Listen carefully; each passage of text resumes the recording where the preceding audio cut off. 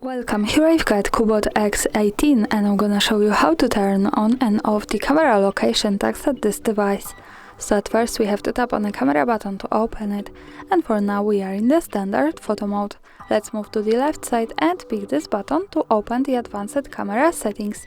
Here we have to stay on the settings from the left, as you can see, and now at the first place we have GPS location info option, so it allows us to save the information about the place where we take a picture and the details about it.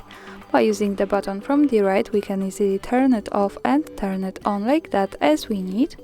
And here also the important thing is that to make it work correctly, when we want to save the actual location of our photo, we have to be connected with the internet, for example the Wi-Fi or mobile data, and we have to turn on the location of this device. So remember about these two parameters, the location and the internet, to make it work. And now let me keep turning it on all of these settings. Let's go back to the camera to take the picture. To see it, let's move to the right to this button that follows us straight to the gallery, and this is how it looks like.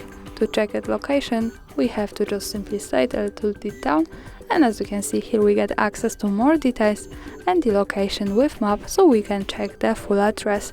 Greetings from Kraków, Poland, thanks for watching, subscribe our channel and leave the thumbs up.